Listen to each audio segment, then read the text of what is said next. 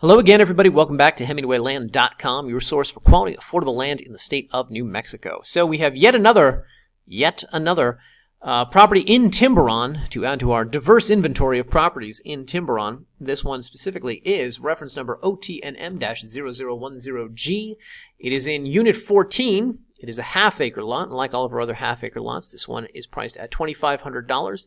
It has power at the lot line and access to local water lines. Unlike those other half-acre lots, however, this one is very, quote, close to the airstrip. Let's pull this up on a map, show you exactly where this is. Come down here, click on the GPS coordinates. As with any one of our listing pages, it will bring it up here on the Google Maps. So, the specific property sits right here off of Hoover Drive. This is the one area of Timberon that I have seen on plat maps where properties are not shaped like a square or like a rectangle. This one is kind of oddly shaped. It goes like this, but it backs up to this property right here. So the adjacent property is one where you have a neighbor, you have somebody living on this. Now, if you would like to see what the shape of this property looks like, come down here, you can look at our satellite view of this, or if you don't trust satellite view, we actually have a plat map right here, because a lot of people don't trust our satellite views, but as you can see, we replicated accurately the size and shape of the property. Anywho, back to this. So, I've done a bajillion videos on Timberon. For anyone who has watched those videos before, I'm about to repeat myself, but for those of you who haven't, number one, welcome to the site, and number two, let me tell you about Timberon. So, this specific subdivision, sitting down here in Otero County, is one of these places where a developer came in decades back in the 70s, bought up a couple thousand acres of land, subdivided everything into half-acre lots and one-acre lots, and then resold them. Unlike a lot of subdivisions in New Mexico where developers did that, however, this one was actually kind of conscientious. He stuck around, created a property owners association, which kind of maintains the area, takes care of things. So, for instance, very reasonable fees, $30 a year. You pay the property owners association. They take care of the road maintenance out there, things like that. Whatever the case, aside from building up the POA, he had also kind of developed the area and made it, gave it sort of amenities that would make it an enviable place to live. So out here, for instance, you have a 9-hole golf course, you have some lakes you can go fishing in, you have some restaurants in this area, you have the volunteer fire department out here, there's a post office over here, you've got stables nearby to house horses, and you have things like the Timberon Airport, quote-unquote airport. I think it's mostly an airstrip that occasionally lands private airplanes. I don't know how much this thing gets used, but while my photographer was out there, he reported 0 airplane landings. So, whatever the case, this specific property sits pretty close to that airstrip. As you can see, it is right here off of Hoover Road. Now, one of the things to note about Timberon is that a lot of people like to use this area for camping, for RV usage. They'll come down there, they'll spend the summer, things like that. As noted, there are water lines servicing this property. Now, not all of Timberon is serviced with water lines. It's the Timberon Water and Sanitation Division, and they only service select parts of Timberon. I don't know, why certain parts get serviced and others do not, but this is one that does.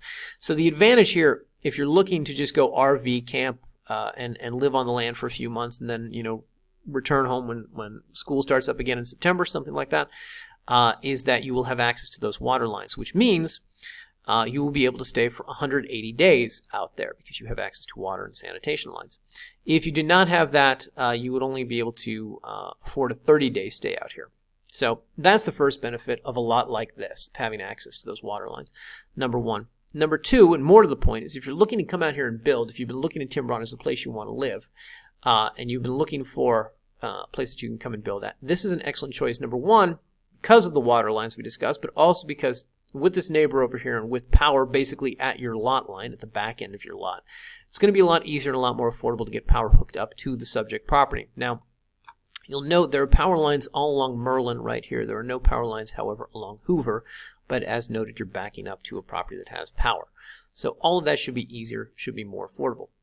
Now, just very quickly, I would like to show you, this lot has also, it's a less densely forested lot than a lot of lots that you see in Timberon. If you come down here to our photo gallery, of course, these are photos from the exact property, and you'll be able to get a sense that, I don't know what this thing is, by the way, that if you are looking to come out here and just RV and camp, you're going to have a lot of open space in which you can do that.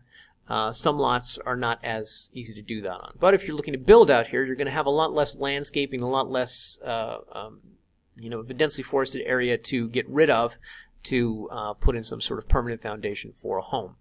So that's another advantage about this lot, is that it's not it's not as heavily treed as a lot of the lots out here.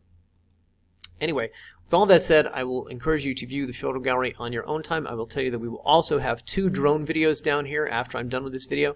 Those drone videos will give you an excellent sense of the property, the terrain, the surroundings out there. By the way, these are those nearby power lines I was referencing. Now, if you've been looking at Timberon, if you've been looking at this area to come out here and live and build and whatnot, and you have questions, down here in our county contact info section, we provide a lot of helpful links for you for this. Now, the assessor's office and planning and zoning are not the best people to talk to when it comes to Timberon because it has its own sort of set of rules and covenants and whatnot.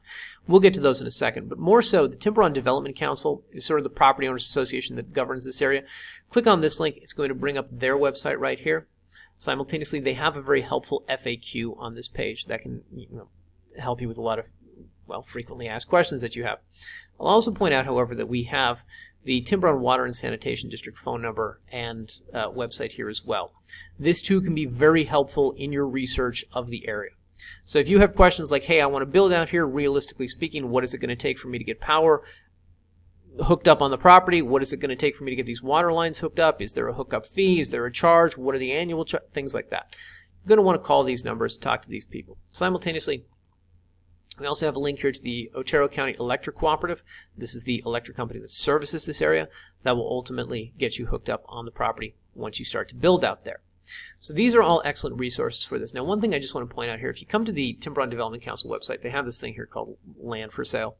If you come down here to New Construction, Power and Septic, we reprinted this information on all of our Otero listing pages. But basically, when you're dealing with a lot that's under 3/4 of an acre in New Mexico, a lot of those are hard to build on. Now, this one, of course, is made easier by the fact that it's serviced by city utilities in this area. That being said, when it comes to installing some sort of septic system on the property, these are the 3 options that are most commonly recommended for anything under 3/4 of an acre.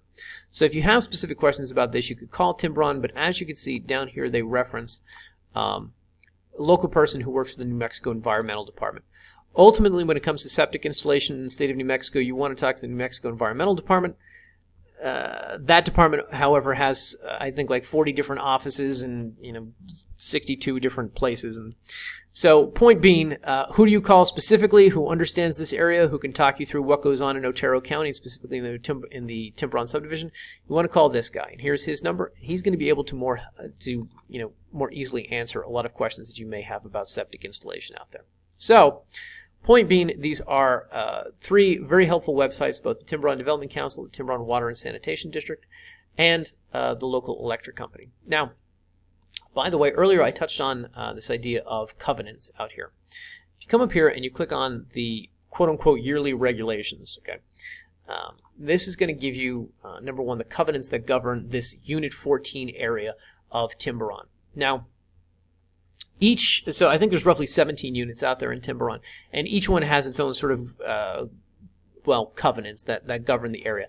They're not much different from one to the other, and a lot of this is some very obvious, just good neighbor stuff that you would need to know, things about if you have a fire, if you're going to put up a fence, how you dispose of waste, things like that. The one thing that they all sort of differ on is this minimum floor area for properties. Some will stipulate no less than 1,000 square feet, some will say no less than 900 square feet, etc. But it will give you a sense of exactly what sort of rules govern this area. Okay, and again, a lot of this is just obvious good neighbor stuff. None of this is too onerous. But I encourage anybody who's looking to come out here and build, or even use it as a campsite, as a recreation area, give these a read so you understand fully what it is that you're buying into. Okay. Finally, if you are looking to purchase this property, it's very easy to do. Just come here, click our Buy Now button. It's going to bring up a secure checkout here where you can enter credit or debit card information. I'm going to ask you a few simple questions. What names do you want on the deed? Where's the tax bill going to that the Otero County government is going to send once a year? Fill all this out, click the next button, and on the next page you're going to enter credit and debit card information. Once you do that, the property is, in our eyes, it's yours. Go out there, have fun, do whatever you please, knock yourself out. That being said, it's going to be about 3 weeks before you're going to have a recorded deed in your hand.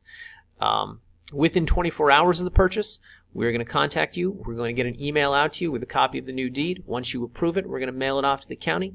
The county records it. You are officially the new owner. and then eventually they mail it on to you. So that's why we always say about 3 weeks before it's in your hand. Okay? Anyway, that is the process for buying property out here. If you have any further questions, leave us a comment here on the YouTube. Shoot us an email, support@hemingwayland.com, or give us a call, 702-919-7170. Thanks for watching. Hope this was informative.